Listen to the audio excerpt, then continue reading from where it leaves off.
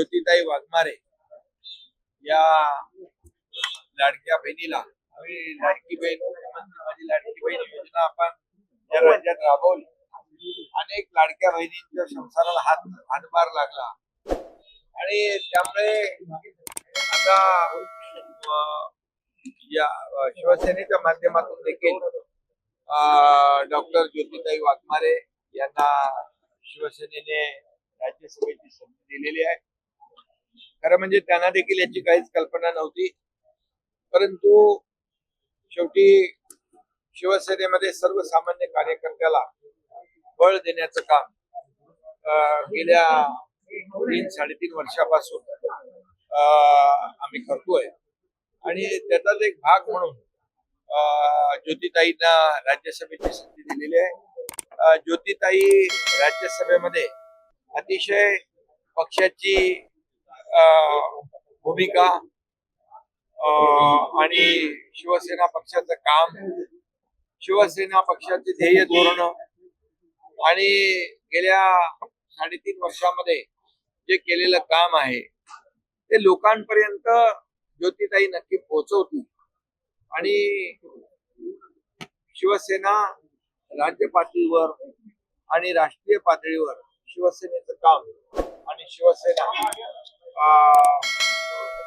ते नक्कीच नेण्याचं काम करतील आणि महाराष्ट्रामधले प्रश्न असतील, देशातले प्रश्न असतील, काही धोरणात्मक प्रश्न असतील, हे सर्वसामान्यांच्या हिताचे प्रश्न याला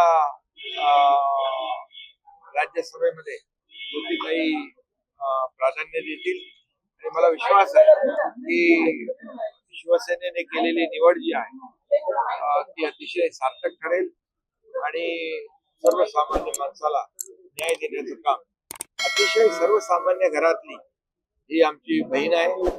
सोलापूरमध्ये अतिशय छोट्या घरामध्ये त्यांच्या घरामध्ये राहणारा हा परिवार आहे आणि त्यामुळे कुठल्याही परिस्थितीमध्ये कुठल्याही प्रकारची त्यांनी मागणी केली नव्हती. त्यांनी कधी माझ्याकडे अशा प्रकारचा राज्यसभेचा विषयही काढला नव्हता. त्यांना देखील हा अनपेक्षित असा हा निर्णय आम्ही घेतलेला आहे आणि त्यांना देखील याची कल्पनाही नव्हती आणि त्यामुळे मला वाटतं की जो विश्वास आम्ही दाखवलाय, शिवसेनेने दाखवलाय, तो विश्वास सार्थ करून ज्योतिताई दाखवतो. पण तुम्ही जर मॅच केला तर राज्यसभेचा निर्णय काय असते? कारण बऱ्याच चर्चा होत्या की वेगळा निर्णय म्हणजे आम्ही मॅच खेळायला उतरतो ते जिंकायसाठी आणि ही मॅच खेळली असती तर नक्कीच जिंकलो असतो. परंतु आदरणीय शरद पवार साहेबांकडून आलेली विनंती आणि एकंदरीत त्यांचं जे काही ज्येष्ठत्व जे आहे त्यांनी देखील राज्यासाठी देशामध्ये जे केलेलं काम त्याचा सर्वांनीच विचार केला आणि सर्वांची भावना होती की ही निवडणूक बिनविरोध व्हावी. परंतु या ठिकाणी मी आपल्याला सांगू इच्छितो लोकमान्य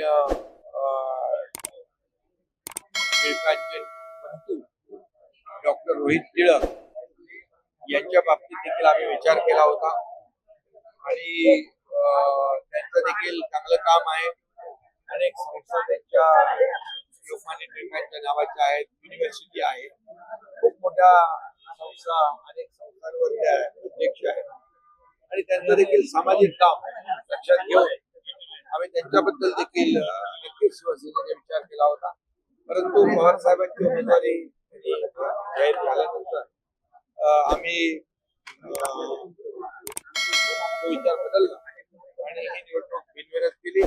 डॉक्टर रोहित टिळक नक्कीच यापुढे देखील सोबत काम करतील आणि शिवसेनेसोबत लोकांची सेवा आहे. सर, तुमची तारेवरची कसरत झाली का? अनेक दिग्गज होते जे या स्पर्धेमध्ये होते राज्यसभेच्या निवडणुकीसाठी,